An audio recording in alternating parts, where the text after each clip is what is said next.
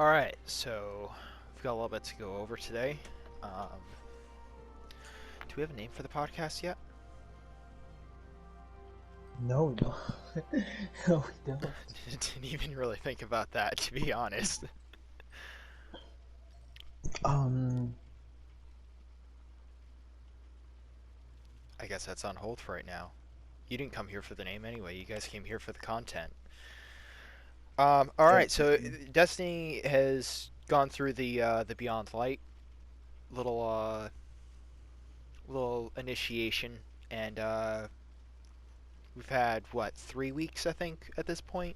We're in the third or the fourth week of Beyond Light.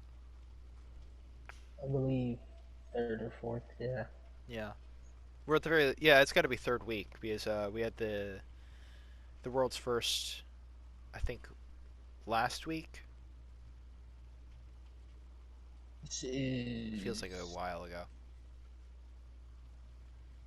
Regardless, so we've had fourth week. the content. Oh, Oh, week okay, so four. we're a month deep into Beyond Light. We've had a minute to go ahead and kind of feel out some of the content, and we feel that we have some information that we can go ahead bring to you guys.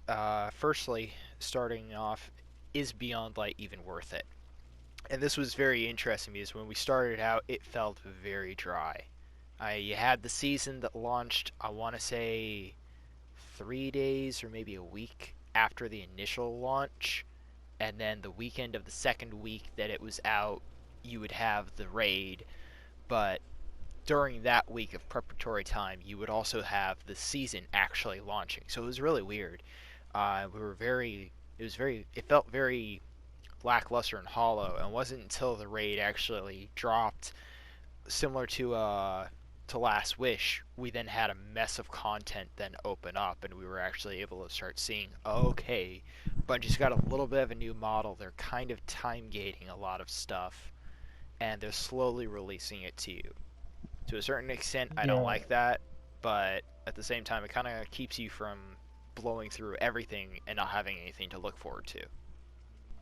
Yeah, that was my same thought. Like, when it first dropped, I was a little upset about the armor sets, but then how they spread out the Oh yeah, armor sets, um, and the content that came, on a weekly set basis, where it's just like once you felt like, oh, I ran through the campaign, that's it, it's over. Boom, Hunts was next week, so then you're just like, oh, look at this. So you way to recast your armor, get the rolls you want, get the armor rolls you want, and carry them over. So it's like being able to, I wouldn't call it transmog, but able to, have a somewhat portable where you don't have to go to the tower, which was one of the things I noted was like the last season's recaster, prismatic recaster. Every time you went to roll something, you had to go to the tower. This one, in a sense, I'm gonna pull it up right quick. The lore, you can actually do that from the lore. And when you put in your lore, you put in, mods, your weak mod, your strong one, and yeah. that's what you did, which I thought was interesting. So it's like now I don't have to go back to the tower. I can have some sort of convenience as to pick what I want from the list of mods that I have, go ahead and start it up, and do my little hunt, which I thought was an amazing little feature that they added. So, I was um, really pleased with that, honestly. Yeah, as the uh, content slowly ended up dribbling out, and we're getting more of a feel of the flesh of Beyond Light, and we'll be touching on more of these different aspects here in just a little bit. So bear with us. But overall, what do you feel about it now that we have a good gauge of the actual size and depth of the DLC? It's definitely not Forsaken levels where it's just deeply packed with a mess of stuff. I mean, we've only gotten currently one new strike, one reprised strike, and we're supposed to have another reprised strike coming back in a little bit. Um, we have the new raid. We have what else? We have a mess of new exotics that are quite frankly just freaking awesome. Um, Yeah. how do you feel about a lot of it? As far as the exotics are concerned, I'm excited for a lot of them because we're getting new ways to DP, new ways to crowd control, where you don't necessarily have to have the one weapon, but you could now True. have a variety that could take up another slot to where you can free up your special, you can free up your primary, because most people are used to running Izanagis. True. And as far as the flesh of how Destiny's coming out as a whole, personally coming from a worker standpoint, I work a lot, so being able to grind is one of my key things, and we'll get into that later. But the Yeah. full flesh of Destiny 2 Beyond Light is really it's not like you said, it's not as big a content as Forsaken, but then again, we're working with what we have with what's going on in the world. But I think they did an awesome job. That's what I think.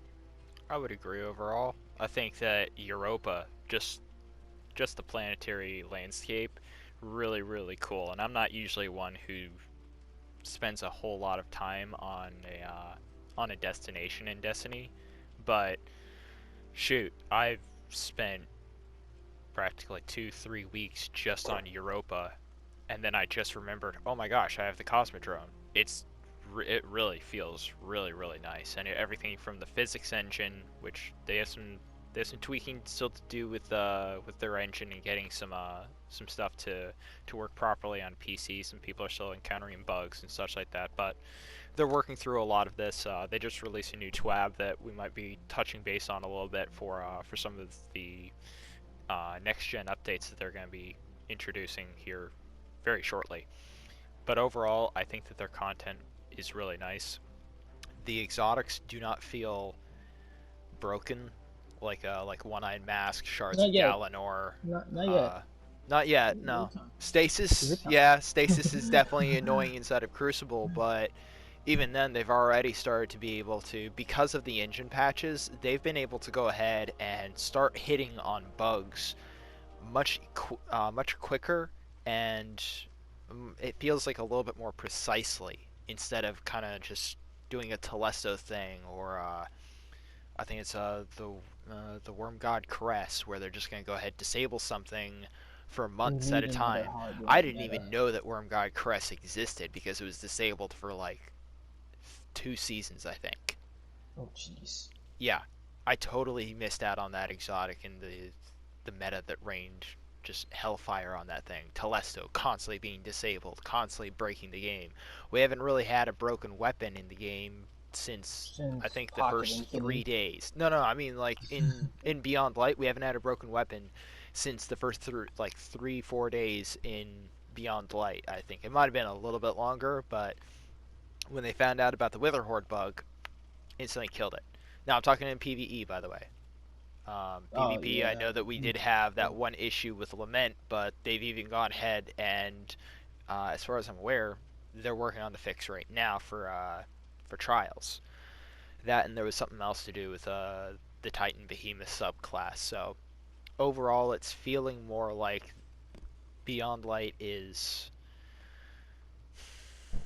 I wouldn't say it's on par exactly with Forsaken, but I do feel that it's definitely better so far than Shadowkeep. Shadowkeep kind of felt a little bit like an afterthought, like they were trying So to reuse stuff. with that being said, I want to go into the next topic. Do you think Please. we have enough to do in Beyond Light? So I do have a few complaints when it comes down to the current content that we have, and primarily that's Strikes, Gambit, and and a little bit of PvP. Not so much. A lot of it comes down to some of the sunsetting, and I'm not saying sunsetting shouldn't have happened with the sunset, but with the sunsetting of our destinations and our maps inside of certain areas and our strikes as well, we no longer have. Uh, it feels kind of small. We lost quite a few strikes. We lost quite a few gambit maps that personally I actually kind of liked. Like the one in the Everyone Dreamy loves City. Xanathon's song. Oh yeah, you. It's just the bestest of strikes. I'd love to run that thing all freaking day. Nightfall only. I would have liked to have Grandmaster. seen Beyond Light drop with 2 to 3 new strikes, ideally, even if those were sort of reskinned variants, like what we have right now with which strike is it again? It's not Saber. That's Hmm. not that one's coming. I think maybe next season or something like that. Um, Talking about the one on EDZ. yeah, it's over in the Cosmodrome. That is called. It's the one with Navoda. Right. The discarded strike, Cosmodrome. Yeah. Even if we got a few more like D1 reskinned strikes, I feel like kind of would have been a little bit happier. But gosh darn it, I keep running the freaking Nessus strike over and over and over. The thing just wants to run back to back for me. Um, so is there enough? Yeah, I feel like we have a decent amount, but I do wish that there was more. For somebody who's coming in completely brand new, completely fresh to Destiny, I feel that they would have more than enough to do. I've been keeping an eye on a few of the Facebook pages and a few of the Reddit pages, seeing people saying, I have no idea what to do, I'm completely overwhelmed, and I just found out that you can do this, or I just found out you can do this. And me looking at it, I look at it and say, you dude, you're overwhelmed, really. You're only saying that you have like 6 different quests, and you're overwhelmed with that. Try like 32 different quests that you haven't touched because you're just bored. Yeah, You don't I'm know what kind to of the start. same way. Like I have a bunch of aspect quests that I'm trying to get. I'm trying to collect all the penguins because I don't know if they're gonna like cycle them again to collect. Yeah, I don't know if this is gonna be like a one and done thing. Like here's a penguin. If you miss one, oh well. And it's just like we're gonna go on to the next thing. Like I don't know if Bungie's gonna do something like that. I don't think they will. I But doubt it's it. just like I have a bunch of aspects. I got a It's bunch of Vanguard interesting though stuff. how much they're time gating from at something as simple as the penguins. Um, I can understand the augment quests where no, you can only get one done a week, but the penguins are interesting because before we had it like with the rabbits and with the cats on the Dreaming City that you just had to perform activities to be able to get I think it was the gifts of mint and the rice cakes, and you could get 3 of those a week. But it's Mm-hmm. interesting that they're going ahead and they're kind of time gating this so that no, you just have to go ahead, tune in next week for this small little episode so that you can get X. It's interesting how they're doing some of this stuff even on some of these small little scales. Yeah, which it makes it interesting because it's just like, what do they have in store? Because I mean, like, Yeah, even though it's small, take Zavatun's song for instance. That strike itself. Yeah, it's repetitive. It's boring. Nobody really likes it, but because it was such a significant one, it was a huge storyboard, like lore wise.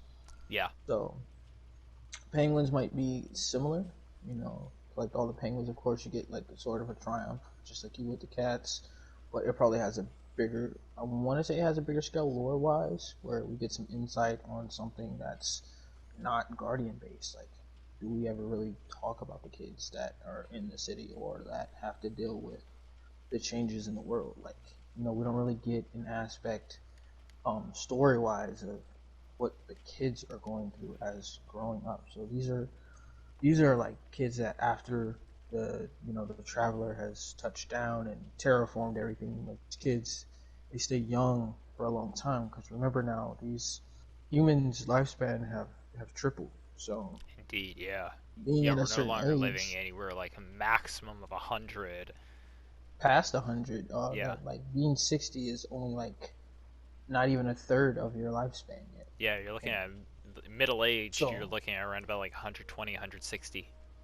so as a kid there's so much knowledge you can attain when you're 13, 14, going into that early age before you even get close to what probably would be a new adulthood or new pinnacle of life knowledge where you hit 115 and you it's now a company or something like that, or you're making sure you dot all your P's and Q's. So to get a story from the aspect of penguins on how kids did things, how they took the weather is interesting. I haven't read the story yet because I want to get all of them, read them all Yeah, at once.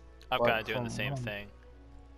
from what I'm gathering, it's a good perspective. I like that they're time gating it from a perspective that we're not used to. Something that's not about the Guardians, not about the darkness, not about the Hive, and it kind of goes well with their donation thing that they're doing this year as well.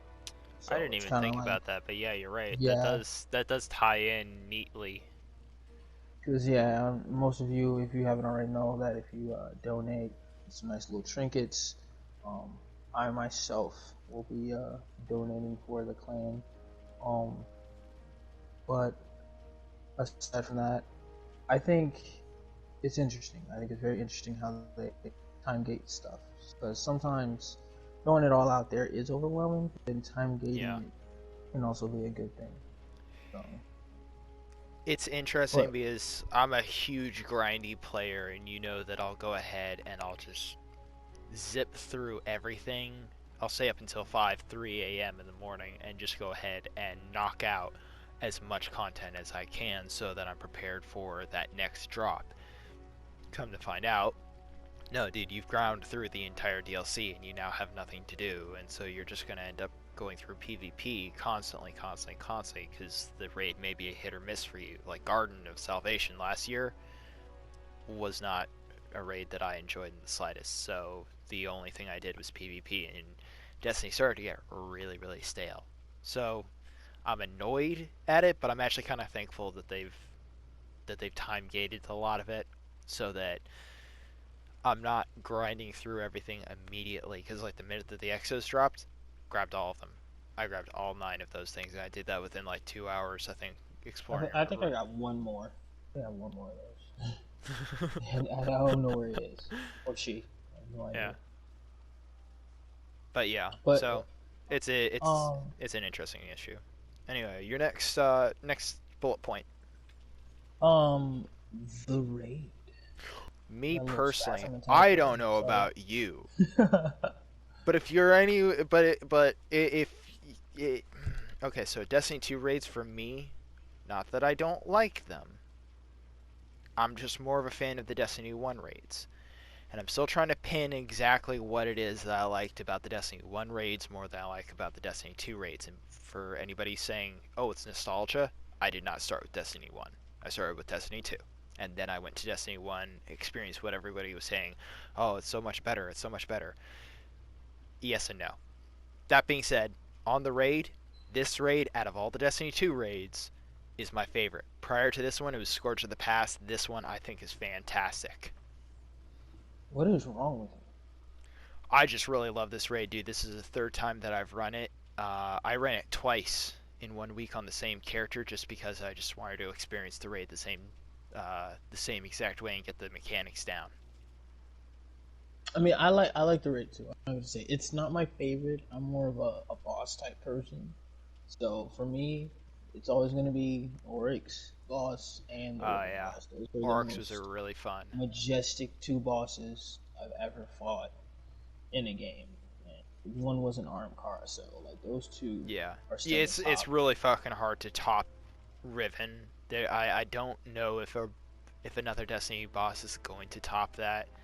Witch Queen, we might see something, because from what I understand, Bungie is kind of hyping up the Witch Queen DLC raid.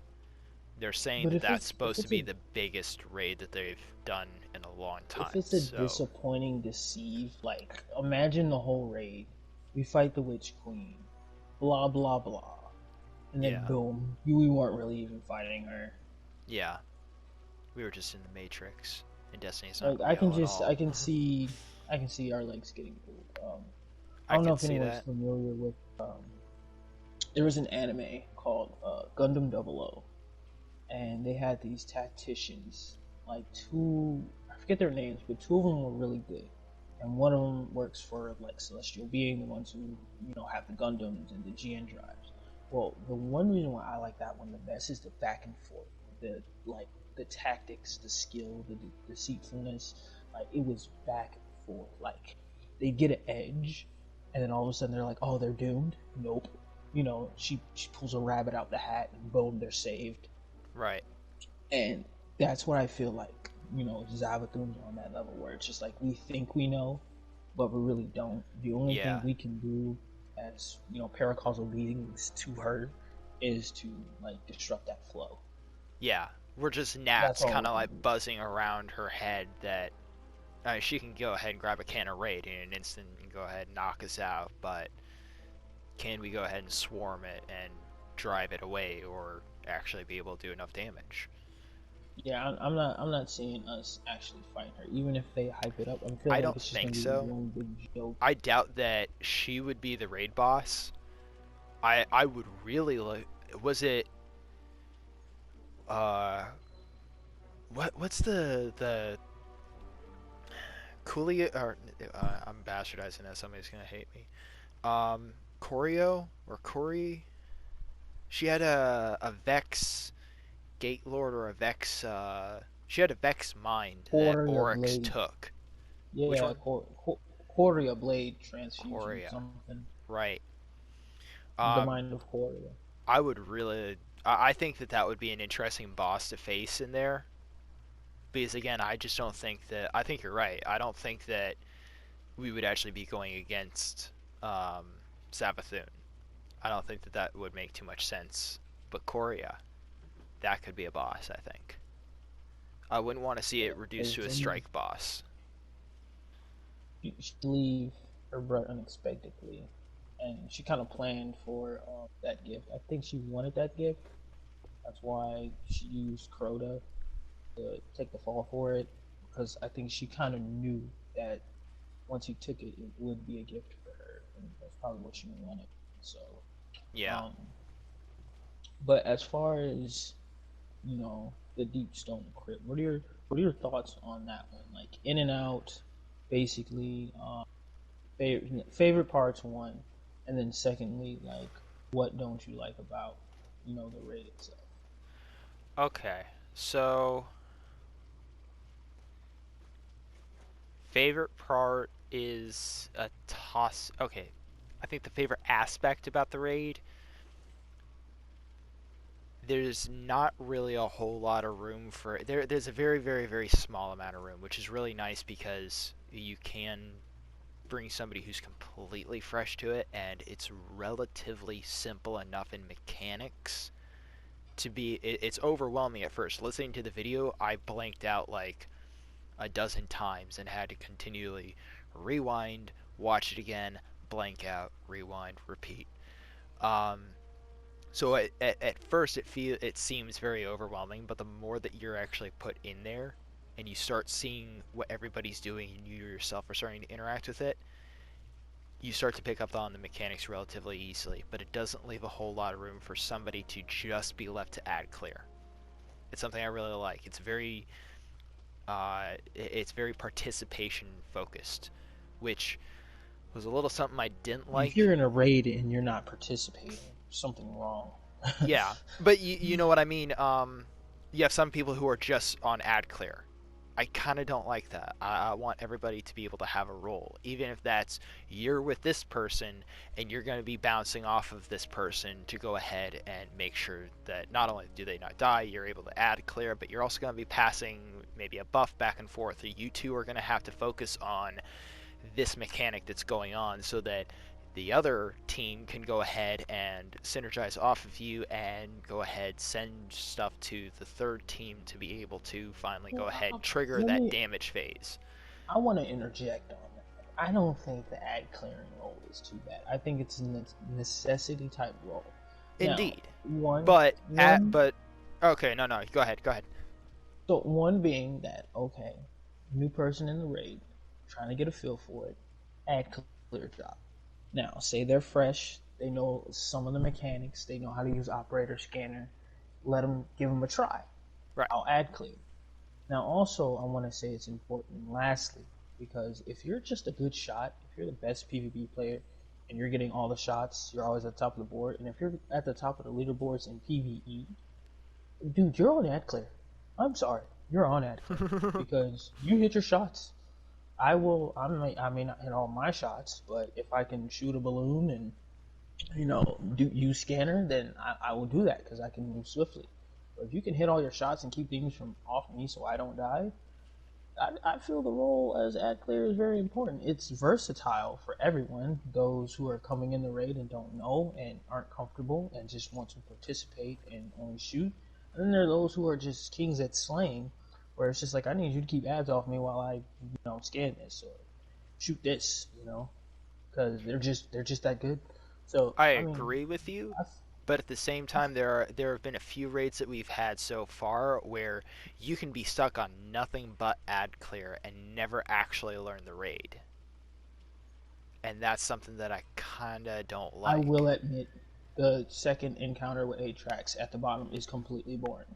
Yeah, It's like if you're not at the top, is you're just on a waiting game yeah, to shoot. Like basically, if you're not even as scanner, because I usually scan bottom on 8 tracks 1, um, you're just waiting. It's a waiting game. So if yeah, you're only helping to shoot the boss, it's a waiting game. You're just waiting, yeah, yeah. And if and you're I'm just not like, the scanner, it's even worse because yeah, it's even more of a waiting game. You're because you gotta waiting. wait for everyone up top. Because like the Yep. moment they go up top, they have uh, marauders right at the door Yeah. waiting for you just to hit you, and then they close in the gap so quick that if you take your eyes off of them up top, and then you got Atrax at the there's 4 clones of Atrax Now up I'll in say the this for a newbie coming in, put them on bottom. They'll have a very exactly. easy going time, and I think it's good to go ahead and have them then take the buff up. Because, oh Yeah, my that's god, that's that my is idea. such an experience going ahead, going to that shuttle Yeah. pod, going all the way up, and then the team is going to go ahead, herd you over to the airlock. They're going to shoot your buff off. You're going to pick it back up, and it gives them a hell of a feeling. It's really, I really recommend, cool. yeah, that's the strat for me. Like Yeah. anyone who hasn't been in space, you're gonna go upstairs and help shoot. You're either gonna be that second, like there's gonna be the operator or the scanner, but then you just have that third person up there. Yeah. Like it's just like, have you been in space? No. All right, you're going in space. Yep. And then it's just like, have you been in space? No. Okay, well since you can't scan, you will pick up the buff, and then you will go upstairs. So then it's like at least you get 2 new people to go experience space, and then whoever else didn't get to experience it, once you do boss damage, everyone goes up, obviously. Yeah. But that nostalgia of being on that satellite space station, was it? Yeah. That's Clovis Bray's nuclear detonation satellite or whatever. This is Mega Death Ray. Every evil scientist has one. No, yeah, of Yeah. course.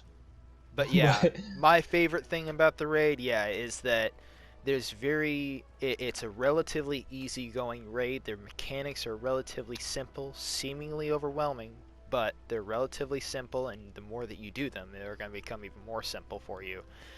And it's, in my opinion, very newbie friendly and really makes them engage in participation. Really kind of forces them to get out of their comfort zone and say, yeah, you know what, that actually wasn't so bad. I want to raid again, and I want to do it again. It's a fun, I think it's one of the most fun raids that I've participated in a long time. The one of thing I these days, I'm gonna don't try. like. Oh, no, go Oh, ahead. go ahead. No, No, no, no. go ahead. The only thing I didn't understand still is operator. Like I think I understand, but it's that getting out the room part. Like I'm just like, hmm.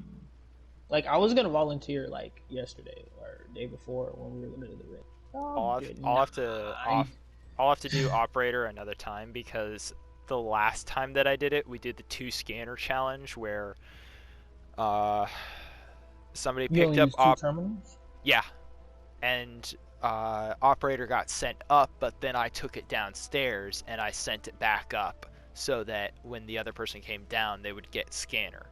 So I don't fully know how to use operator yet, but I'd like to go ahead and use operator I, next time I'm in the I mean, raid. I know what it does. You shoot to open doors, Yeah, but but it feels like there's more to it. it's just that phase between upstairs and downstairs. I think I have to do it to get it. Like I'm gonna just have to die a couple times and be like, oh, I'm supposed to leave, and then yeah, like I hear it, but it's just like I don't know what's going on because sometimes someone always dies down there, and I'm like, why are they Yeah, dying down I damn near died like twice because I didn't get to the door quick enough, and so the floor lit on fire, so I almost died twice doing that. But the only thing I don't like about the raid is the first encounter is actually relatively easy going. Once you understand the mechanics, it's pretty darn easy. Second encounter definitely starts to take it up a notch. Third encounter, it really starts feeling intense. Especially like once you start breaking the atmosphere and like all the lights go red and the music feels like it's gonna like Windows 95 crash through your door, and just like start beating you up with a Steam update. uh, Yeah. and then there's the boss phase. Now, it's not that I don't like the boss. I just feel like it could have felt more intense, and I don't know if that's more on difficulty. I know that some people have been complaining that this raid was not difficult at all.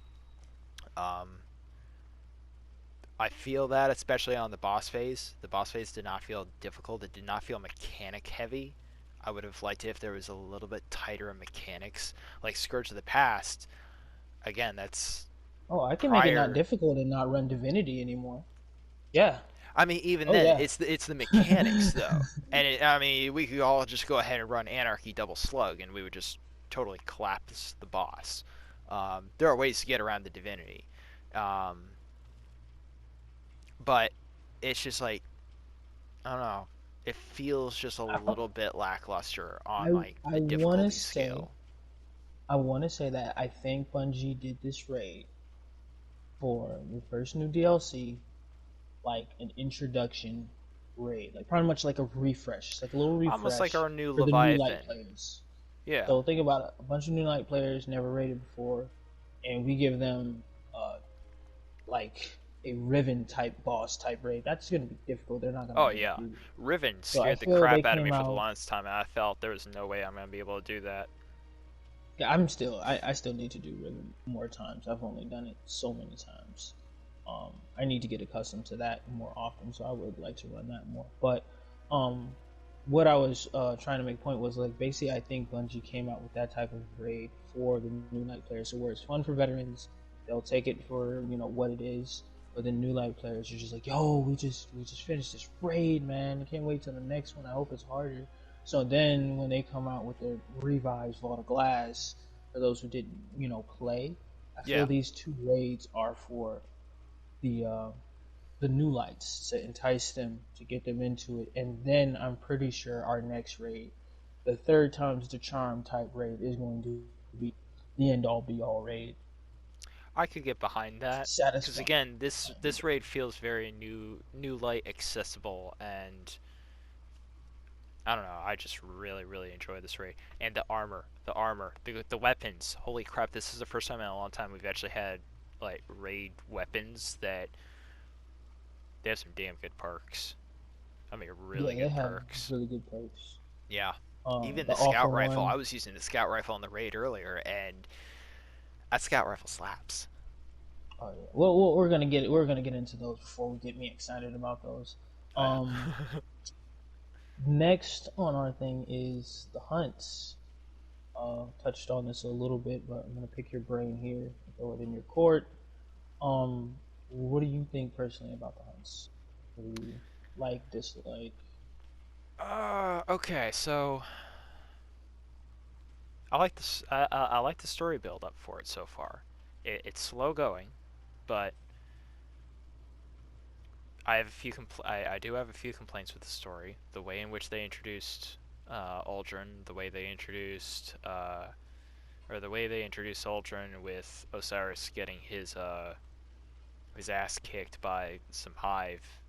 It just it small little things don't make sense. Small little things I feel like they could have done a little bit better, but that could be completely subjective. Um, the actual gameplay mechanics and such like that, how do I feel the content is for the actual season? The weapons, so far anyway, I have not gotten a decent roll on the grenade launcher yet. The grenade launcher does kind of feel pretty fun. I was a big fan of Marty's Retribution, so it may replace my Martyrs or my Martys. Um, Yeah, I'm the starting to get used to the new wave frames. Pretty they pretty take a sure we minute might. to get used to, but when you start getting it, they kind of were like the precursor to what do you call it, Witherhoard. I feel. So when I Witherhoard took it came as out, I was like, yeah, it's kind of cool. what was that? That one champion from League of Legends. Oh, he was one of my favorites. Velcogs, like the eyeball, the tentacle eyeball thing. Like Yeah, that really. champion had like a sort of attack where it was like square based. Like it was a sectional square he would shoot off, but you can shoot two Oh, of them. okay. And that's what the martyr like, not the martyr, but the The new one. I can't remember what it's called. um I only got one roll and it was trash. I don't know what role. Like I just been abusing it, and I just felt it just reminded me of Velcogs because of the way it just laid out those void flames. And I think it's called disrupting tectonics is Velcogs' thing. Because I used to just slap those things across like the map when I'm laning, Right. and they would clutch and keep others at bay, keep other champions at bay. And I feel that's what that does. So it gives you like a clean line of flame energy that you can just lay out, fire another one sideways, lay that out, and kind of just give yourself that slight area of effect. Now, the area is not that big, of course, but if they're in a line, or if you can line it up really well, you can get some decent multi kills. And if you get one with multi kill clip, oh my gosh, it's just ridiculous. Because I feel it's not a direct fire type one, more of No, a you yeah. shoot it at the ground and let it do its job because it does. I was seeing like 16,000, 11,000 on the second. First initial hit, 16,000. Secondary hit, 11,000. And whoever was, behind that was taking about similar to close to damage. So, I We mean, may have to I look into like a build really for liked that it. then. Cause yeah, it's I'm, I like the wave grenade launchers, but that's really the only weapon that I've looked at that I said, yeah, no, that's hot. I like it. I screw around with it. Um, so yeah, weapon wise, eh. I like the way they introduce how you can go ahead. You can get the weapons and you can get the armors. Kind of reminds me of like Menagerie Light or like a Diet Menagerie, where you can kind of focus and say, yeah, I want these type of rolls or I want these type of stats. I want this kind of masterwork. Exclude these perks. Include these perks, etc. So I like the way in which they're doing that. It feels like the Menagerie or like the Recaster. I think I like the Recaster more, but at the same time I kind of like what they're doing here, where they're saying it's like exclude these perks, but include these perks. Go for this type of so if you want masterwork. range, you get Yeah, range. Like yeah. I don't know which case. one I like more because they're both kind of Menagerie.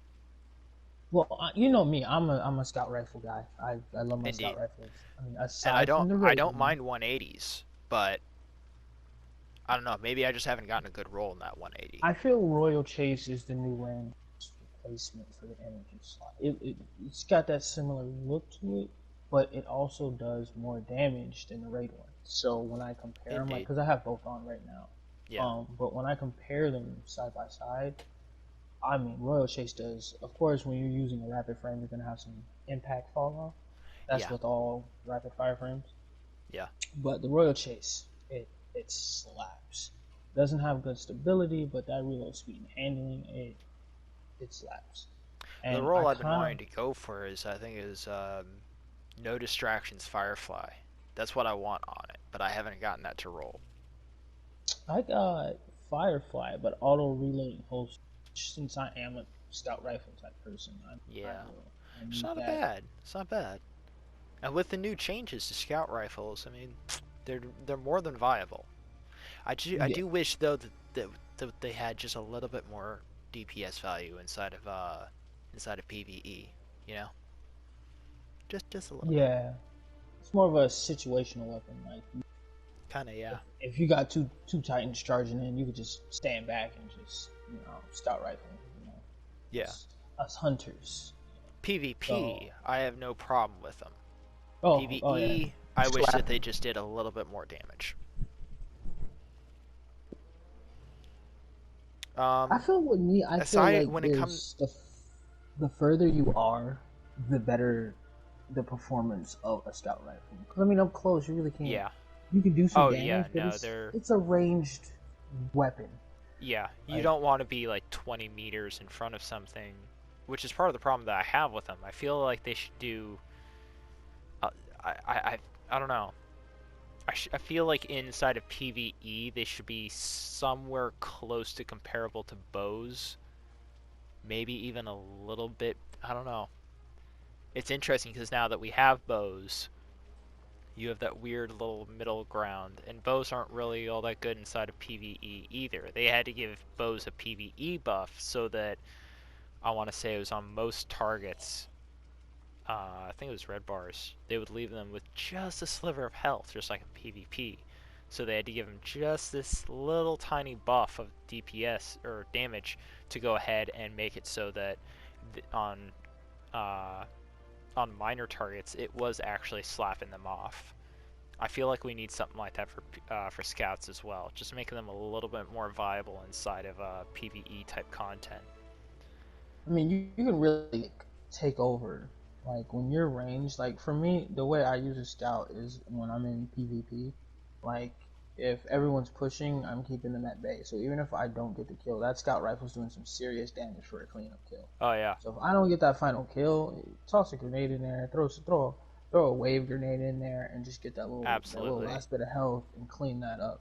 Yeah, PvP likewise. I'm not using it so much to get the kill as I am to try and secure a kill. It's easy to go ahead and get, in my opinion, it's easy to go ahead and get a kill with a scout rifle. It does take a little bit of practice, and you have to start learning your ranges and your sweet spots to where you can and can't be challenged.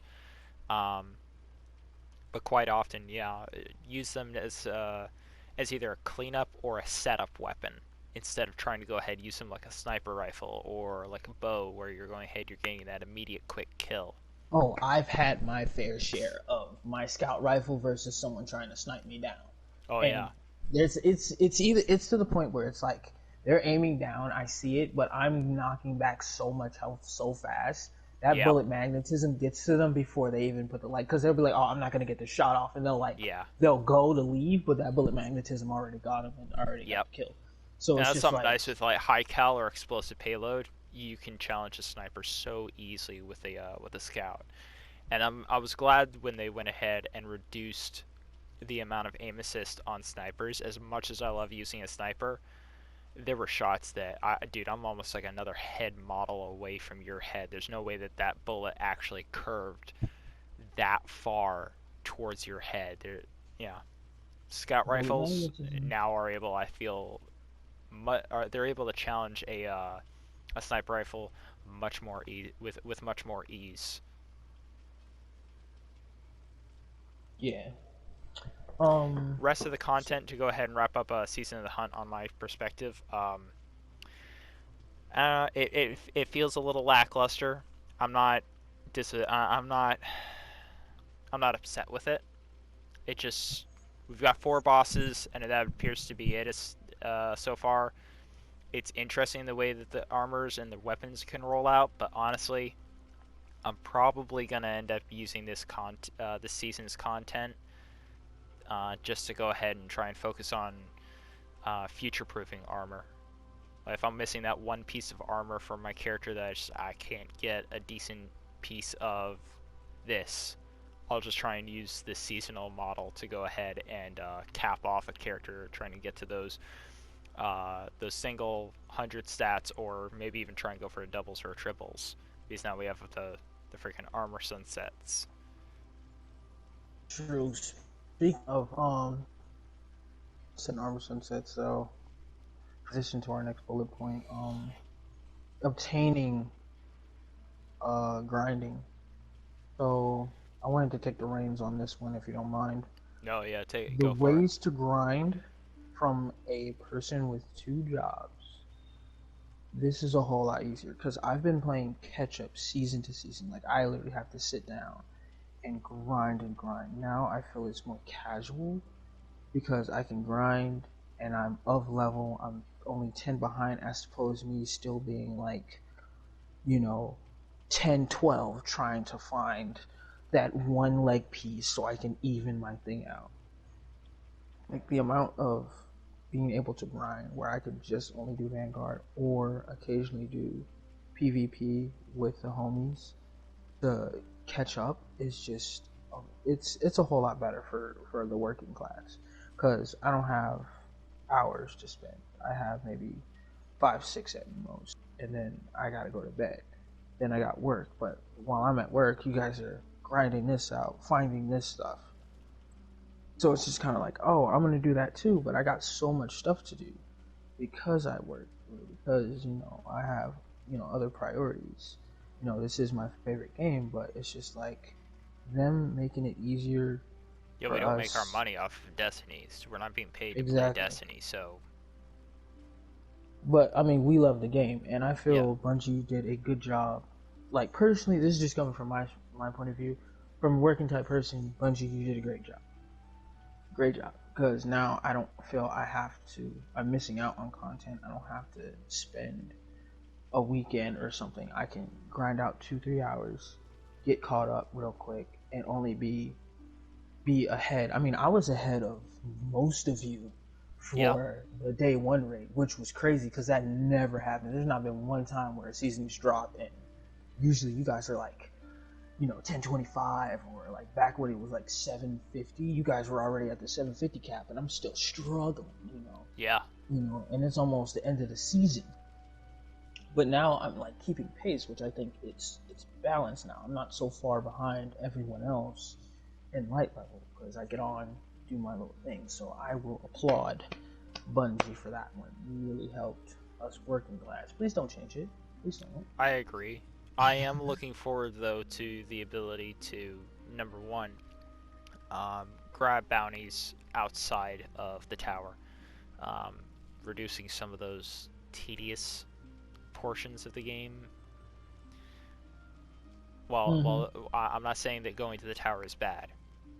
We're in an MMO-esque pseudo type of game, so I understand the need to do some of those things. And by all means, yeah, no, there are quite often that I say I'm not gonna drive with the freaking automatic.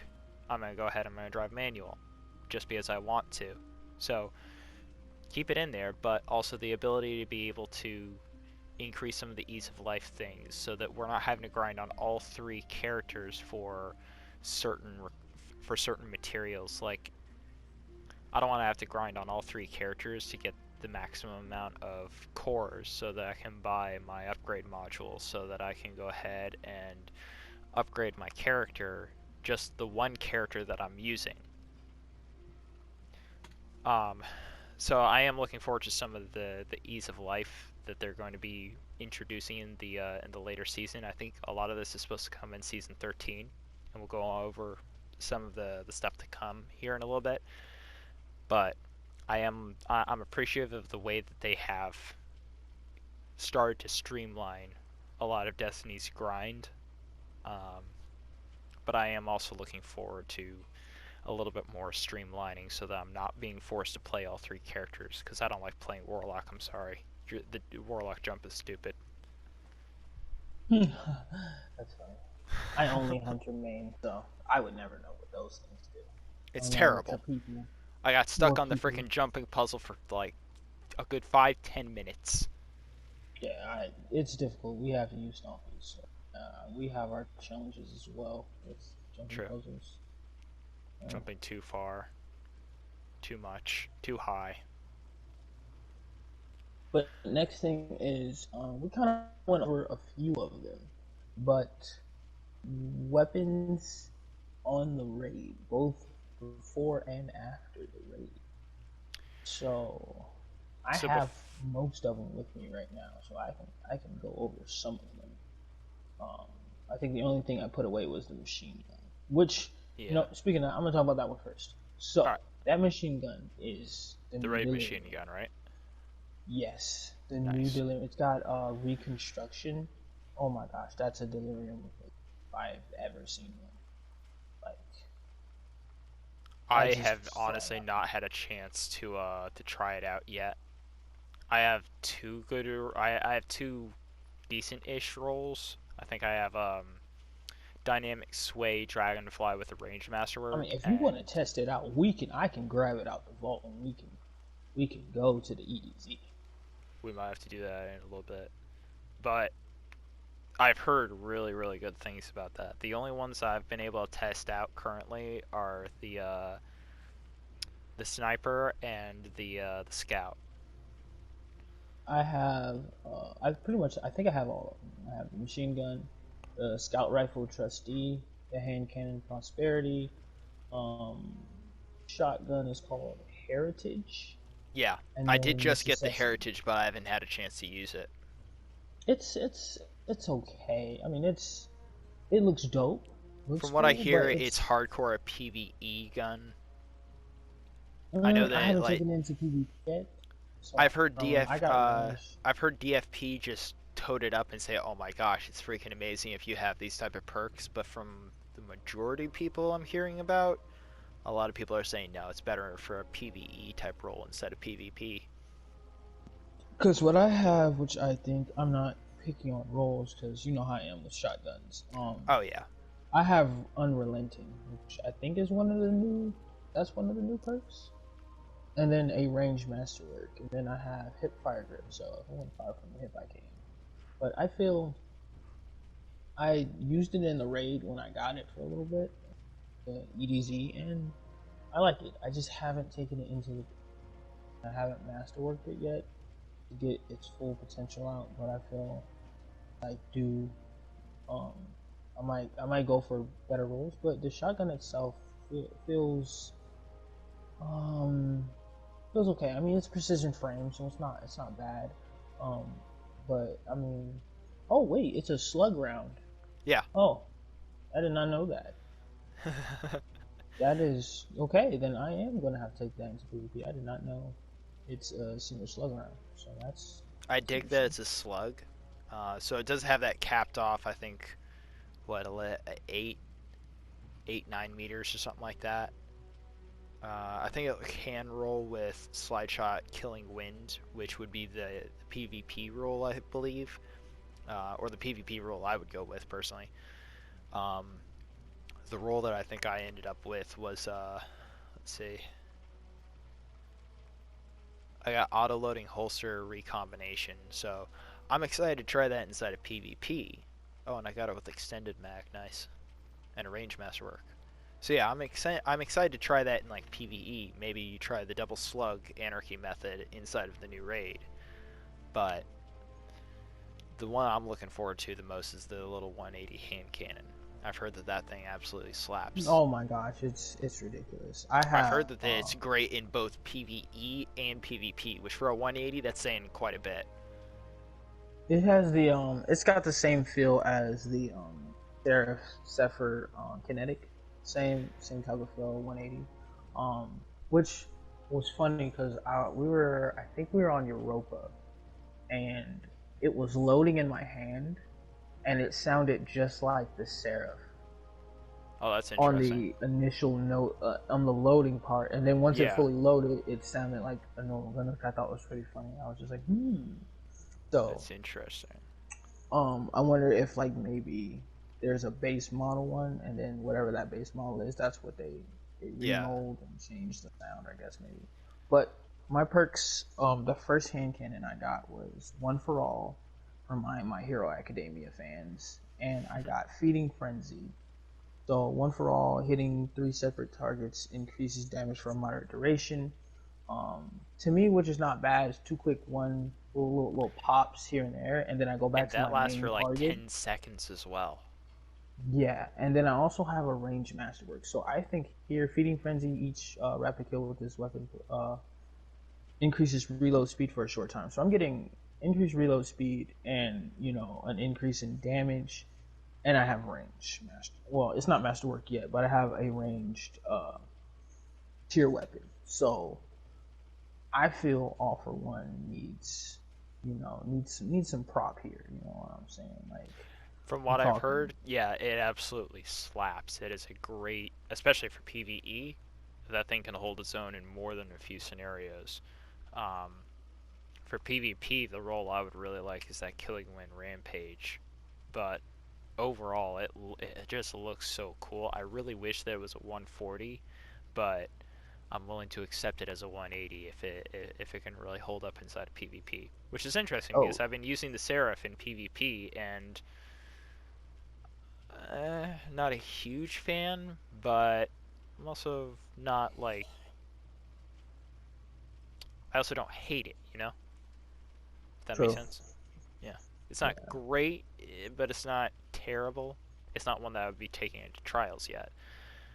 But I don't know, because now we also have those range buffs, so it may just take me a little bit of time to get used to it. Now for the cream of the crop, the best weapon in the game, the trusty scout rifle. It is So absolutely beautiful. The yeah, sight it's too. The sight on all the raid weapons is great, but I don't know, that trusty just, it it. feels really good. I took this into PvP and I found a replacement for Scorpion. So my Scorpion from the past, I don't know how many seasons I've had this, but I've been running the Scorpion by Vista for years on D2. Yeah. Haven't stopped. That was my go-to weapon. I had open shot, triple tap, and I would just slap. I would get the most kills out of PvP, most efficiency out of PvP, just going pulse and scout. And a lot of people say, "Oh, double primary, that's stupid." Anyway, whatever. I would slap because I don't have to get in close. Just keep my distance, and then I can contest a sniper.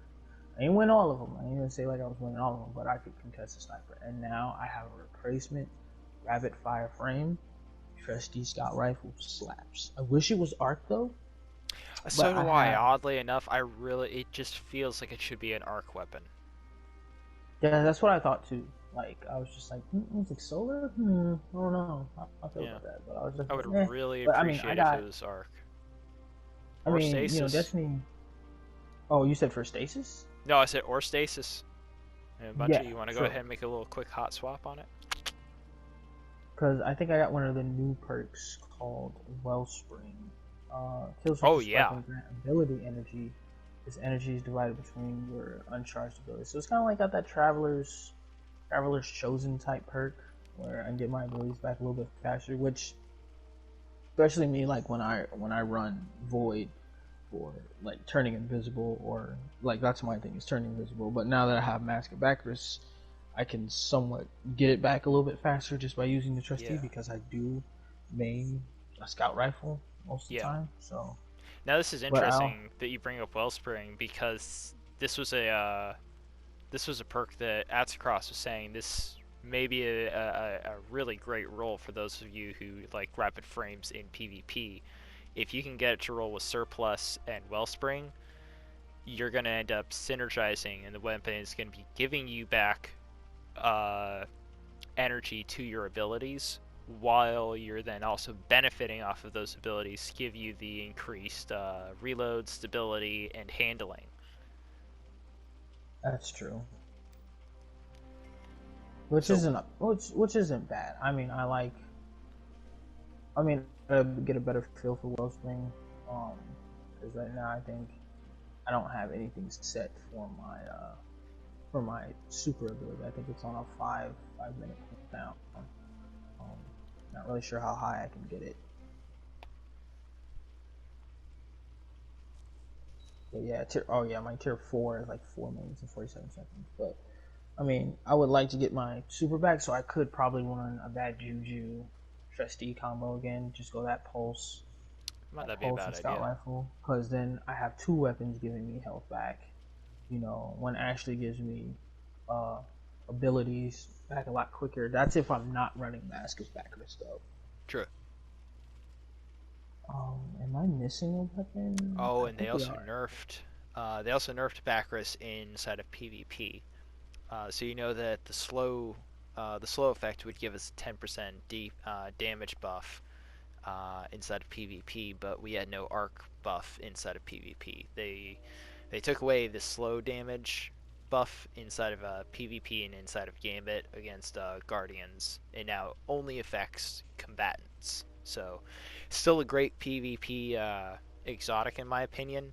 It's just we now no longer have a damage Dude, buff. I've won so many 2v1s with Mask of Bacchus. It's Oh yeah, even without the those, baiting. the amount of confusion on their faces when they have you dead in their sights and then all of a sudden you just flash step. That's what I'm calling it. Yeah, Bleach all the way. And it's flash step. I flash step out of existence and reappear, I making kind of them like say that. none. So It's I like it. You evade so much, and then Yeah, I'm as willing add to across take the team. the 10 the yeah, I'm willing to take the extra 10 seconds added on to the dodge. It's really not that bad considering how far you can flash step and the debating effect that you get with that. Just all around, I think it's really good. Yeah, I kind of wanna kind of like interested in like what type of ornament we might get from Master Bacchus. Oh, We same. could. It What if it's has gonna be some like huge a EXO? potential.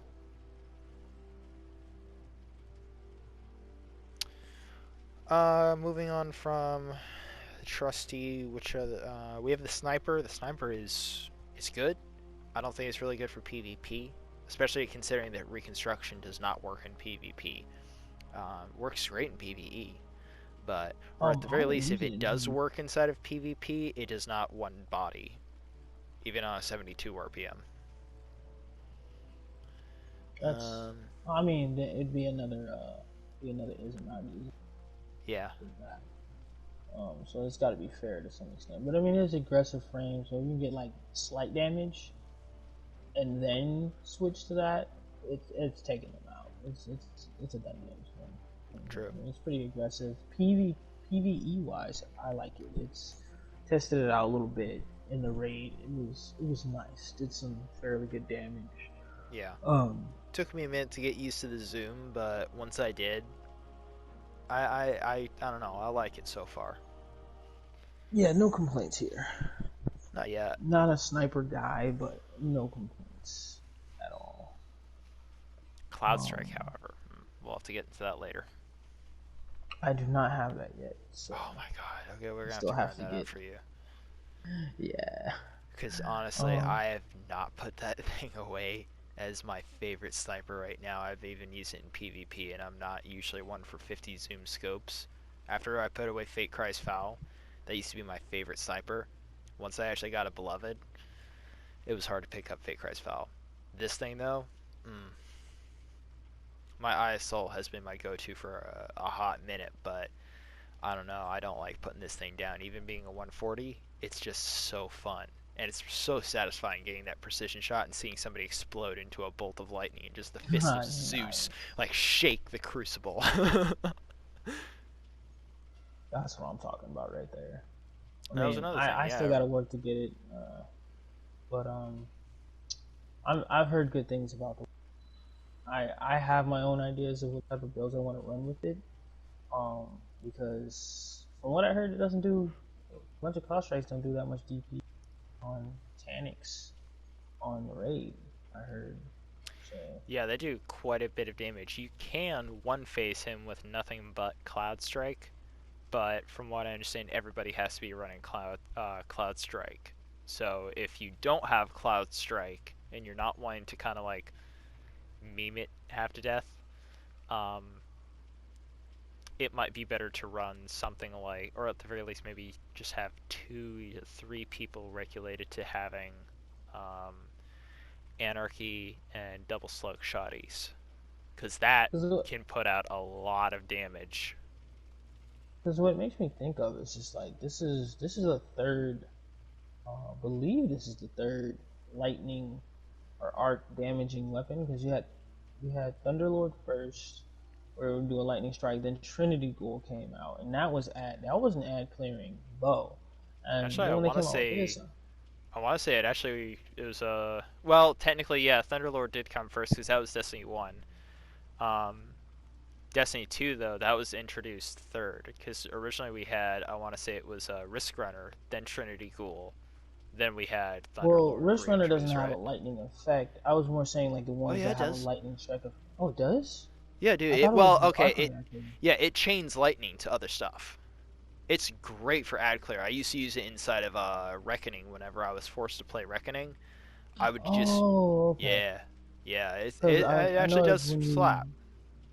I know when you shoot it, you get unlimited ammo as long as you're still getting hit with arc damage. I had But I no didn't idea it did know they that. had because I know specifically the Thunderlord has a lightning strike perk, so every time you Yes. hit, it'll keep sending a thunder and lightning down. And then Trinity Ghoul when you get that precision shot, it'll load a lightning round, and Yeah, then whatever's in that way when you strike that target, it's just gonna rain down a bunch of lightning yeah. in a And it single can spot, and proc then off of a grenade kill. It can proc off of the bow itself. It can proc off of a lightning-based melee, and as that's long what as I it's thought Cloud charged. Strike was. So I was just like, are they going with a theme here where they're gonna come out with special weapons where they're gonna have like because I mean even in the story they talk about arc storms and Yeah. how there were so many arc storms. So I think like this is like I want to say like a theme that I noticed, like because now we got a machine gun, we have a bow and arrow that does it, and we have a sniper rifle that does it, and the ornament for it looks beautiful, Oh, looks dude, nice. I love it. I don't love it enough to spend the $7, so I'm waiting for the Bright Dust to come over, and I'm gonna be cheap and buy it off of the Bright Dust. The same with the Lament ornament. Take my money, Bungie. Take money. That was another thing with the nerfs to swords and now having Lament. Kind of sucks having it in an exotic option, but also the DPS that you can output with Lament is insane. Yeah, I like it. Funny, I like the story behind it and everything. I did really So appreciate that. I feel this. I don't know if the Banshee's wall is makes you immune or it just No, reduces. It just it gives you reduces damage, health right? back as you deal damage. Oh, okay. Yeah, which is And get what yeah, it's the trade-off getting that close to an enemy. It will allow you to be able to gain your health back as you're doing damage to something. And it saved me quite a lot. Once I got that, I started using it inside of the lost sectors. I haven't touched the master ones yet, but I've been doing the legend ones. Wait a minute. Are they legend? okay. Yeah, I'll go in with like an auto rifle and lament, and usually the lament can just usually it's about one full combo with lament will take out an overload even if I don't have him stunned. It's just a pain because he can teleport. So try and stun him first, and you'll be able to one combo face him out of there. But Yeah, thing has some crazy DPS. yeah. I'm liking it. It's a fun little weapon. I think what is our next bullet point is what do you think about the Lost Sectors, the new ones? So at first I felt kind of annoyed with it. I really wanted there to be an option where you could go into a lost sector with a fire team and be able to get loot. But then the more I looked at it, there's a lot of stuff that I just do solo because either somebody is doing something or I just don't want to team up with anybody. So I'll go ahead and I'll do something solo. And this kind of fills up a little bit of that gap. I'm able to solo grind out certain things. Granted, it's at a much more difficult tier, but I can easily run it in around about like 8-10 minutes at most. Mm-hmm. So I kind of like it. I like that also. At first, I was really annoyed at this, and I was upset. Uh, but I quickly got over that. I was annoyed and upset that the new exotics were all locked behind the lost sectors, but I had stored up like 6 or 7 ex- uh, exotic engrams for the next season. Back when I was prepping stuff out for Beyond Light, um, and I'm kind of glad that I didn't get those immediate drops. I had to go ahead and grind out because Mm-hmm. the minute that I got Bacchus, it was oh hell yes, and it's an amazing role. It just felt really really good, and that I can go back in there anytime I want and just grind. I'm able to focus it to what I want, uh, or at the very least, be able to focus what I'm grinding for: arms, legs, chest, head. Um, I think the Lost Sectors were a good move by Bungie. I didn't know that I would like them until I actually started doing it, and I started to see what I would get out of it. But I think overall that they're really good. I think it was a smart move on Bungie's part. Yeah, I think they were too.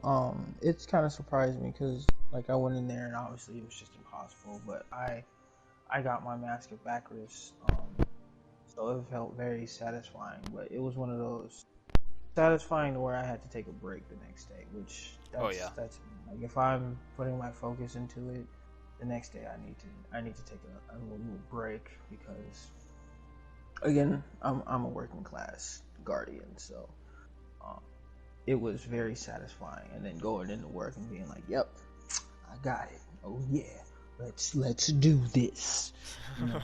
So it felt satisfying knowing that okay, this is something I don't have to.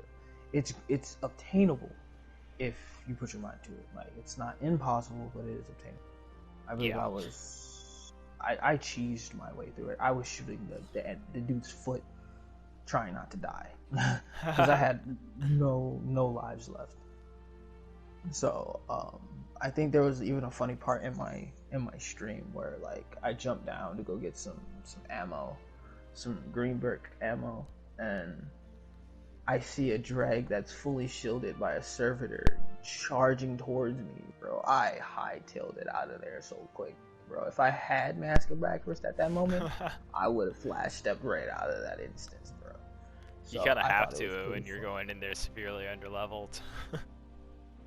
Yeah, there's no room for error on that game. So I cheesed it. I shot his foot.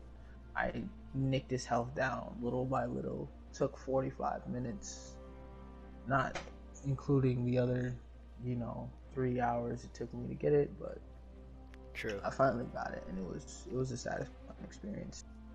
Get that achievement and finally be able to wear it.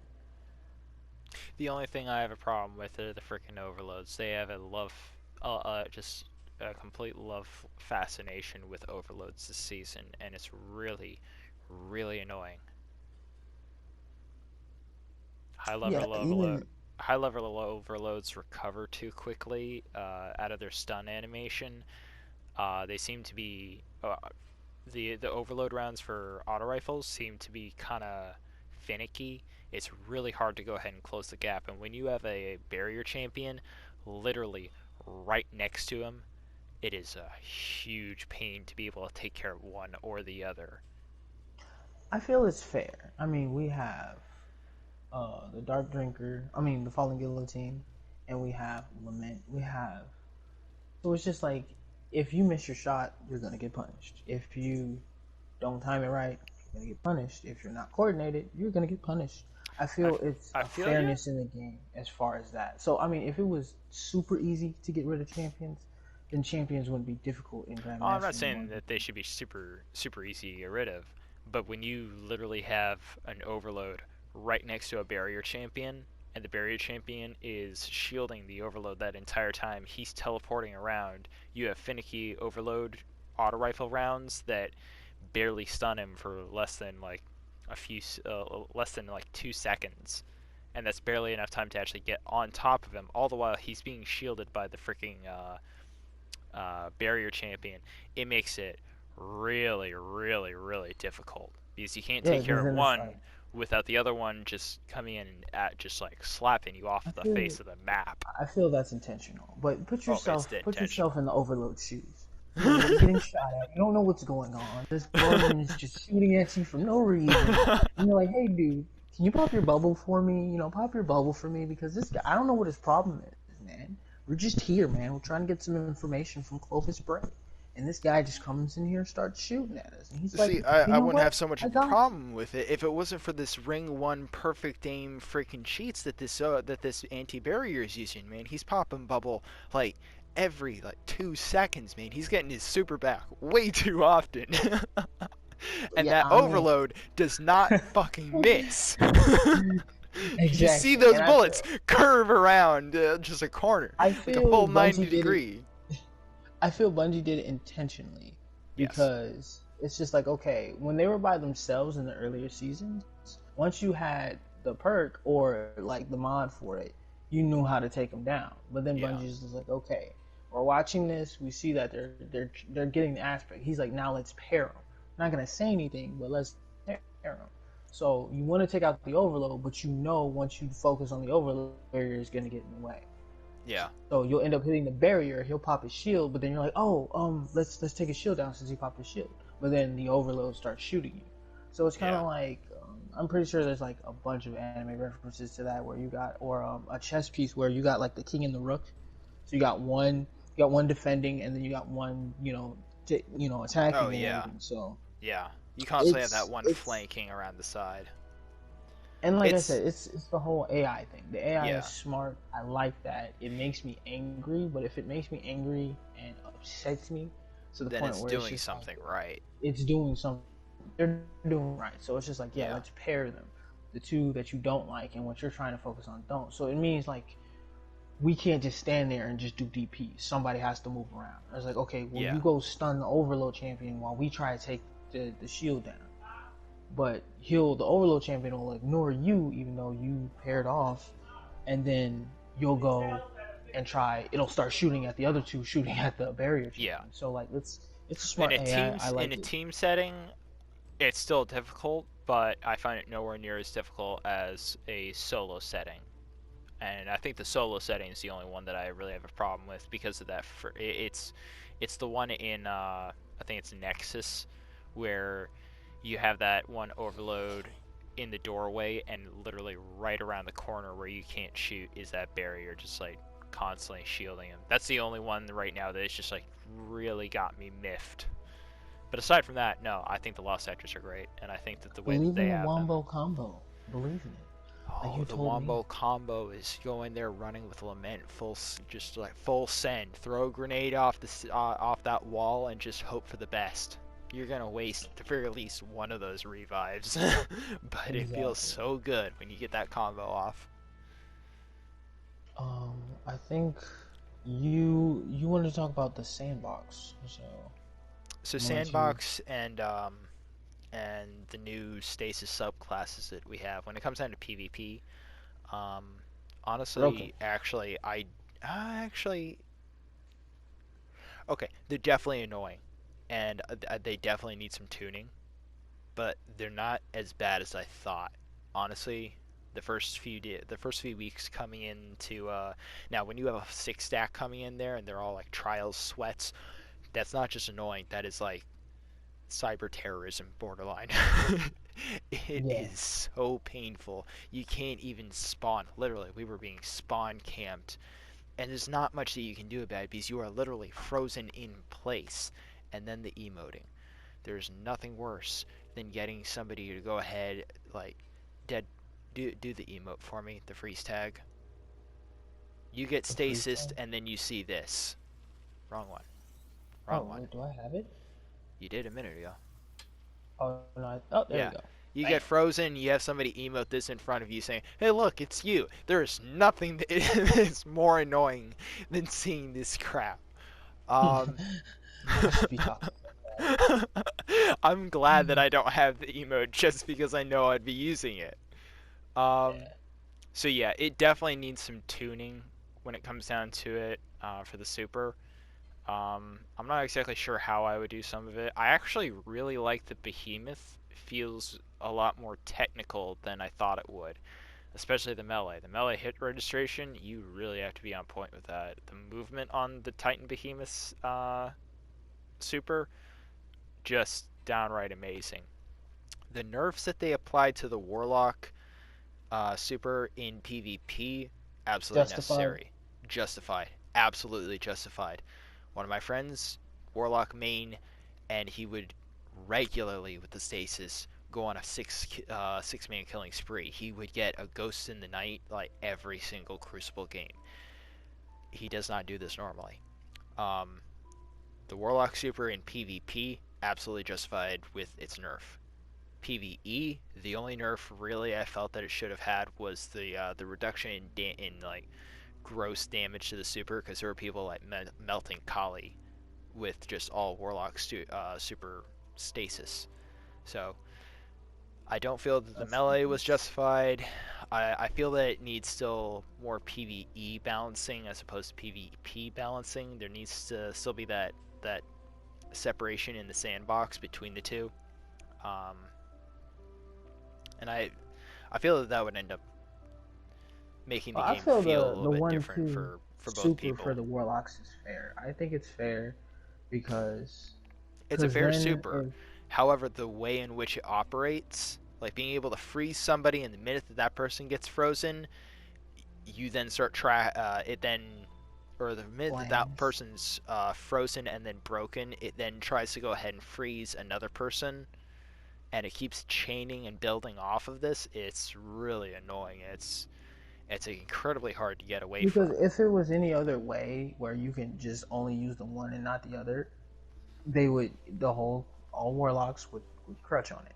They would crutch on it. They'd be Well, like, we oh, see I a don't lot of even people fly. now going. Or we see the same thing like when we saw Top Tree Dawn get introduced with the Icarus Dash. Icarus Dash, in my opinion, needs to be nerfed. The 4 second cooldown on a now there are some ways to go ahead and nerf it. Okay, so I'm not just saying warlocks need a blanket nerf. No, they need tuning. Um, the No, super. I like blanket. They need a whole two quilts worth. You know. Just wrap them up in those nerfs. Uh, they they they need some tuning. Right now, I feel that the super is in a better place than it was. Um, it's definitely annoying to get used to a melee that at one time had seemingly infinite range, and now you can definitely tell where your cutoff point is. Um, Overall, I think the Warlock super is all right. There's some things that annoy me slightly about it, but I feel that they're starting to they're starting to attack some of the stasis or they're starting to attack some of the stasis problems that we've been complaining about. They already attacked the what was it? The cold snap grenade, and that one was a huge problem. That thing has aggressive tracking. And it's hard to get away from, and it had It's like a its mini freeze time. colony. Yeah, and its freeze time was way too long. So they reduced that to I think it's like a second, maybe a second and a half, as opposed to some of the other freeze times that we have, where it's I think 4 seconds, give or take. I mean, once you're frozen, you're pretty much dead. I mean, even if you do break out of it, you have a slither of health. I Well, mean, you gotta have. with a cold snap or a warlock melee, if you get frozen by that thing, and that's another thing I have a problem with. Warlock melee is the only one that allows you to go ahead and freeze. A hunter will allow you to freeze, but you have to get 2 melee charges off on the person, and you don't get those Oh, all that shurikens? often. Yeah, the shurikens do Yeah, you not gotta get two freeze you; they'll shurikens and slow then. you, and then they'll freeze you if you have two. And the amount of times that Yeah, you're going to you have usually that get the on hand, freeze it's off the not going to be second often. one. Titan melees do not freeze, they will slow, but the slow duration on it is really, really minimal. Unless you're rocking the proper aspects, but even then, or not aspects, fragments, I think. I mean, let's face it. If you're in PvP and you get frozen, I mean, that's you say it's minimal. It is dire, especially if it's a Titan. One, a Titan's already gonna be in your face. They're gonna be within range of Oh, you. yeah. So once they're frozen, the minimal is more than enough time. So I wouldn't Yes. like Seconds can you're change a frozen, you're Crucible dead. game. Yeah. Yeah, you're frozen, you're Now, dead. That's I just how I see it. do really like that in my opinion, a lot of people are saying they were using stasis to change the pace of Crucible. I can see what Like, people were thinking with that, like trying to go ahead slow things down without increasing the TTKs of weapons or slowing down the actual speed of our guardians. Because remember, with Vanilla Destiny 2, there was a huge issue with your character run speed was much slower than what it is now. Now we have closer to Destiny 1 run speeds. Um, so yeah, there are people saying that they were going to be using stasis to go ahead and slow down the fast-paced nature of PvP. I don't feel so much that that was that may have been some of the concern and some of the reason for implementing stasis. I actually kind of feel that was a little bit more of Bungie's way of implementing an anti-cheat.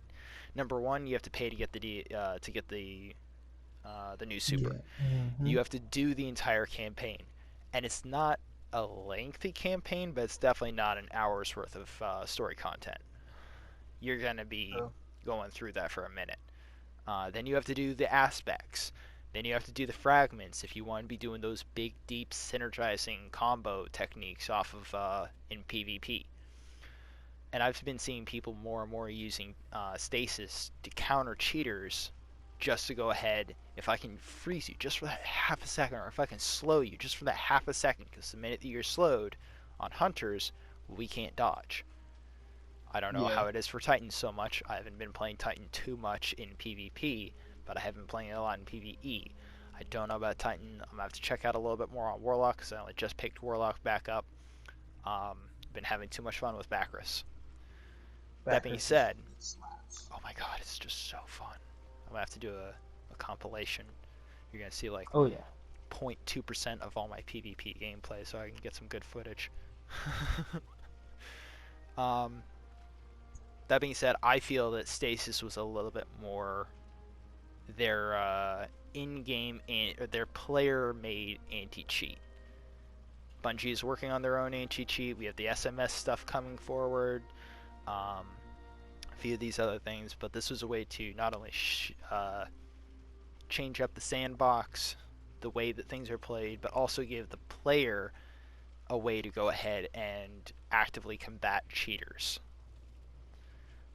Which is, I think, is good. That's a good thing. I really like it. I personally haven't encountered a cheater this season, but that's mostly because I've been playing on PS4. But I've been seeing a lot of people freezing and slowing cheaters, and honestly, it feels really can't good cheat if you're that, frozen. yeah, it feels really good to be able to see that the player is directly able to, they have a little bit more of that edge, you know?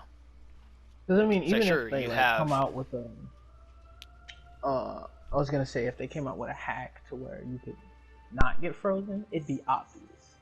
It'd be yeah, so obvious. and To like, I think that that would be a much easier for them to pick up in the code that they're bypassing the frozen and the thawing state, or the break-free damage state, or something. I think the only way you could get through that is maybe, see, like in Dark Souls, if you were to go ahead and program yourself to have infinite life, and you went ahead and you invaded somebody in their world, sure, you have infinite life against my sword attack or my weapon attack, but do you have infinite life against poison, bleed damage, fall damage, some of these other things? I think that stasis might actually have a different way that it does damage, so you would have to code for specifically that to maybe not take stasis damage or the breakout damage, you know? exactly. Or So, what would be funny is if they are cheating, that when they break out, they die instantly. oh, that'd be Like beautiful. every time. Because you know how like it leaves a little bit of health when you break out, but it's Yeah, just like once it detects that you are cheating and bypassing it, you automatically each time you get frozen, you you just just like get kicked you from the break out game. of it, Your computer you break out of explodes. it, you die, and then you get kicked out of the game. That'd be So it's just beautiful. like I would absolutely love to see that. um Overall weapon state in the sandbox. I was not upset to see the 150s go. I was a huge lover of the 140s. Um, I feel that it was a little bit of a nerf to the TTK, but with auto rifles also being nerfed, I still wish that that auto needs to be rifles nerfed. had a little bit of a range nerf. I don't feel that they should have like pulse rifle range on some auto rifles, especially if you have something with like a rangefinder or range masterwork, accurized rounds. Yeah, you're starting to reach, depending on the auto rifle you're using, around about like that 40 meter of range. That's going into pulse rifle territory right there, guys.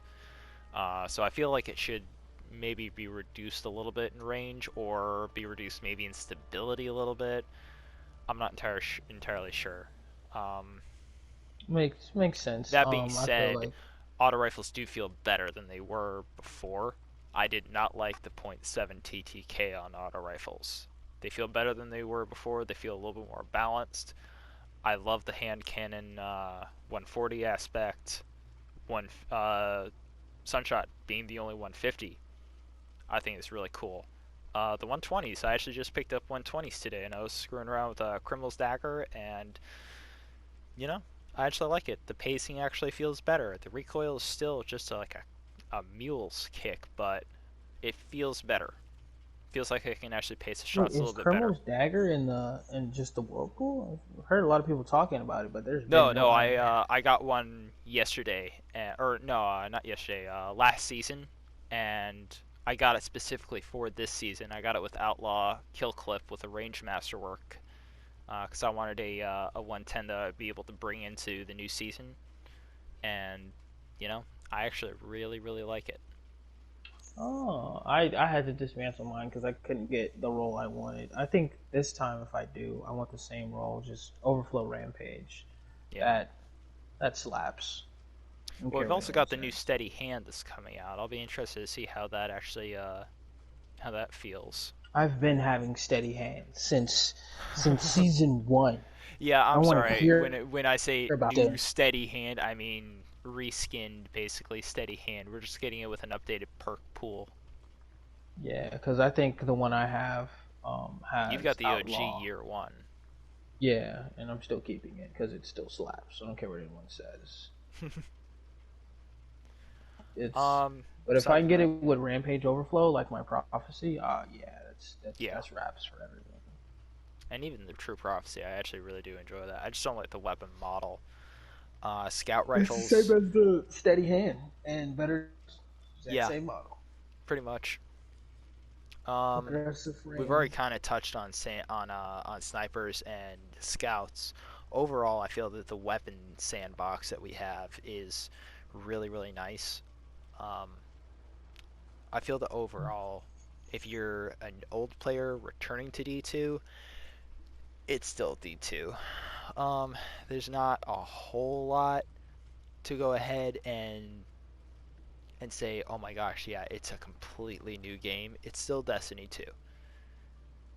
If you hate it for some reason, you're probably still going to hate it. But there's a lot of content that I honestly feel that the DLC is so far living up to. It feels really good. It's playing really well. As long as you don't take PvP seriously, I think that you're gonna have a really good time with it. I only take trials seriously. Yeah. Oh, that's we're going on what, a month, 2 months without no, it's almost a month without trials. We're not gonna get trials back until December 18th. Jeez. Yeah, yeah. So I don't know what the first bug was that they found, but we were supposed to have trials back this weekend, which is the 3rd of December. We were supposed to have trials back this weekend, and I think last weekend. Oh no, no, we were supposed to have it back last weekend on the I might have 27th. just leveled up. Yeah, I just heard that. We were supposed to have it on the 27th, but they found a bug, and I think it was either the Lament bug where the sword hilt was doing like 800 damage. Um, I'm fine with that. yeah, honestly, it's not that bad, but it still had the range of Lament. So it's not just like a melee. It actually had the full range of Lament and 800 damage. Ah, um, okay. yeah. So, are there Um, any other upcoming quality changes that we should know that we need to know about, or that they tweeted yeah, out? actually, if we take a look at the TWAB, now there are more than I'm aware of that are going to be coming over to us, but I believe it's next week. Let me check the tab real quick. So we have the Return of Banner that's coming over this coming reset. We have the Prophecy dungeon that's coming back on the 8th. The companion app. Wait, Oh the yeah, Prophecy Dungeon is coming back? yeah, yeah. On the 8th. Is it the same dungeon or is it slightly Yes. different now? No. Same dungeon, same rewards and perk pool. Wait, what? Um, Why? Makes no sense. they had to take it out because there was some sort of a bug with it going into the new season. I'm not sure exactly what that was, but they No, but had they to. said they were gonna take it out anyway. Like they even said, like at the end of the season, the dungeon's going away. Regardless, they said Oh that. no, they were saying that it's going away, but it will be coming back later on in the season. It's just we need to take its availability away for a short period of time to go ahead and patch some things. That's weird. It was I don't weird. want the I'm same. not. I want it It's Yeah, I would so like funny. an updated like weapon pool or something. But what are you gonna do? That being But who said, knows? We might get new weapons. we might. We very easily may. It'll be nice though to go ahead and have a dungeon to run again that will offer pinnacles and powerfuls. Next week as well, we have companion app bounties, while either offline or I think in orbit. Yeah, beginning next week, players may acquire bounties from Destiny 2 vendors using the Destiny companion app. Bounties may only be acquired when the players are offline, in orbit, or in the tower. So this is really kind of cool. This is coming for, or it's going to be released, it says on December 8th, but we're probably going to see maybe one or two bugs with it. Bro, this dawning armor in the TWAB looks Oh, you dope. saw that. Oh my god, I'm Wait, donate everything. did they? Is it still just the Titan that's showing? Yeah, it's just a Titan, but it looks like the like what's his name? Um I don't know. It looks like some type of Vex, but it looks dope. That is Oh, the I think I know what coolest you're looking. talking about. Yeah, it does look pretty good. I'm looking forward to seeing what the Hunter and I wonder Warlock will what the look hunter like. looks like.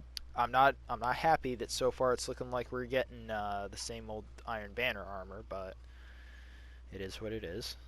Um, what else do we have? Oh, this is a Next milestone thing? next week we are also getting the upgrades for next gen consoles.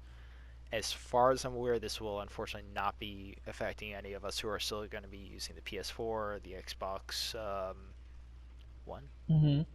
It is the Xbox One. Pretty sure it's the Xbox One. Uh, but Destiny 2 will be getting the 4K options on the Series X and the PlayStation 5. Series S will be getting 1080p, but we're going to be getting 60 FPS across all consoles that are Series S, X, and 5.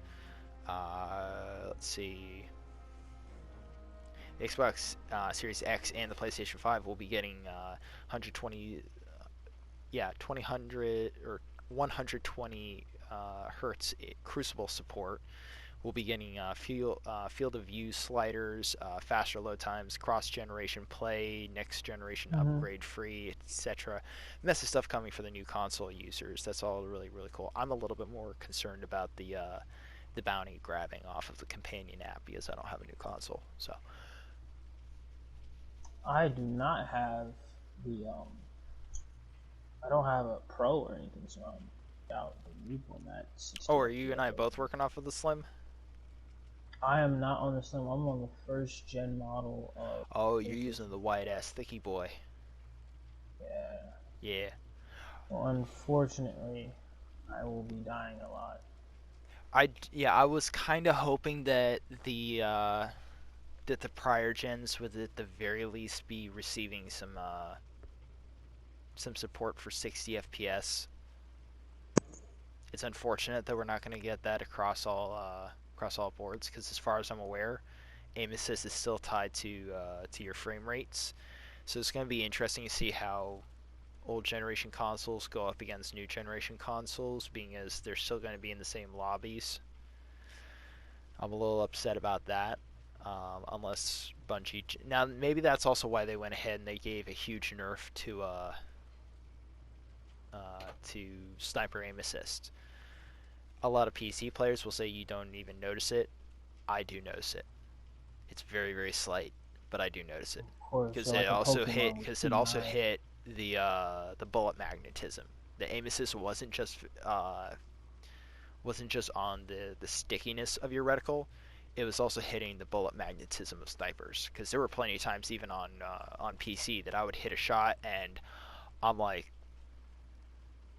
I don't know, a good like It's head's questionable. width away from somebody's head. Like my reticle was not on his head, and I would still get that headshot. And this was with Beloved. Beloved was disgusting. So it's gonna. So I don't know. Maybe it will balance out. Maybe not. It's gonna be interesting to see how it goes. I would I really hope. love to see though 60 FPS support across all platforms, and maybe a wider field of vision. Because damn, it screws me up every time that I come back over to console to play in Crucible or inside of a raid, and I go to melee something or I go to slide shotgun something, and I don't get the kill, and I'm like, wait, what the hell? Yeah, that's true. I actually think that is it. I think that's all our points we wanted to hit. Um, if there are any other guardians out there that want to put some input, you can go ahead and comment. We'll By put all our means, email yes, down there. please leave as many Um, comments, questions as you can think of. Um, you'd like to go ahead and try and sit down and talk with us at some point, reach out. yeah, if you want to get your clan out there, we do have an alliance. So feel free if you want to join in on the podcast, give your thoughts and opinions. Um, don't feel like you can't. Obviously, we're a type of podcasters where we're open to the hardworking, the essential workers out there, people who are military. They don't get to play as much, but this is their favorite game. So if you feel something like you want to say something, drop us an email. We might even message you and get you on our podcast so we can get a feel. Your how you think, how you view the world of Destiny as a whole. Um, Yeah. If you've got so something you want to say to Bungie and say it's like, hey, I like what you're doing, but I'd like to see a little bit more of this. Who knows? Maybe they'll someday, maybe they'll watch it. Maybe you will get that out there. See what we can do just to go ahead and help. don't don't make witch just don't make this witch queen DLC feel like it's a joke. I feel if I Yeah, go in there I and really, full send and I I feel find that out that it's I feel that just a Beyond Light right trap. now is doing a good job and kind of making up for. Not that Shadowkeep was a bad DLC, but it definitely wasn't a good DLC. It wasn't a great DLC. It was a decent Lore wise, DLC.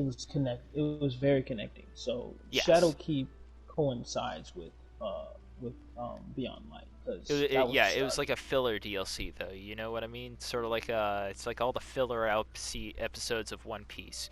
We got 8 episodes of Goku screaming as he was powering up. That was Shadowkeep. There's a lot of Yep. action going on, but at the same time, it's fallen short.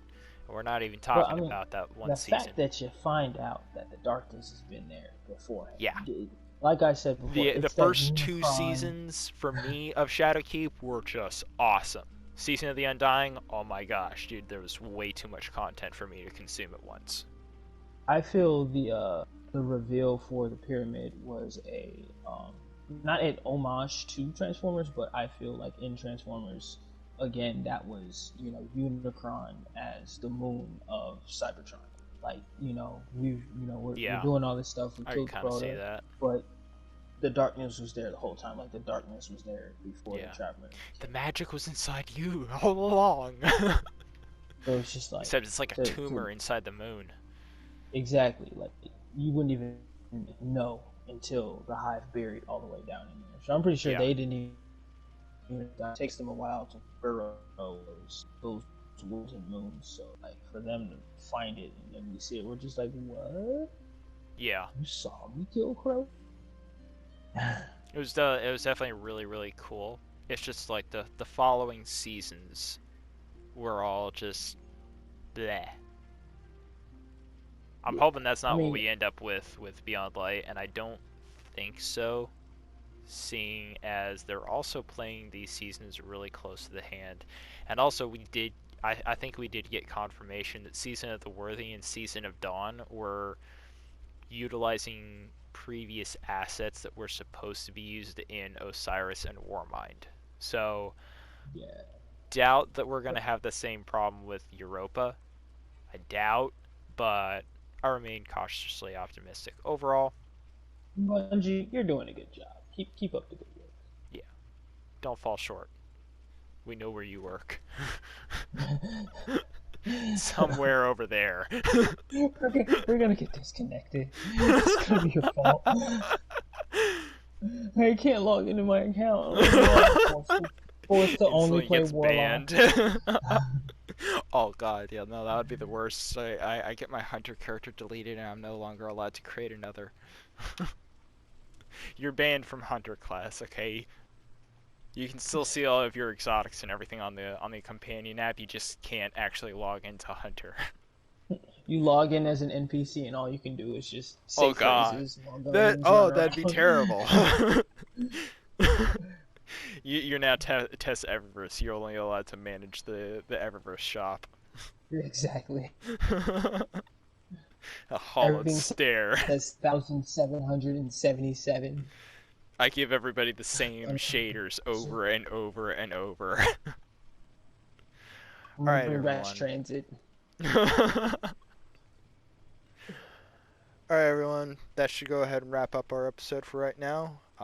Again, if you have stuff that you'd like us to talk about, if you'd like to be able to reach out and try and get in and record an episode with us at some point, leave some deets in the comments. Dead, anything you have to say? Nope. I am DeadRegalia. Shoot all you guardians the best of rating. Good luck to all those essential workers out there and keep up the good work. Verily.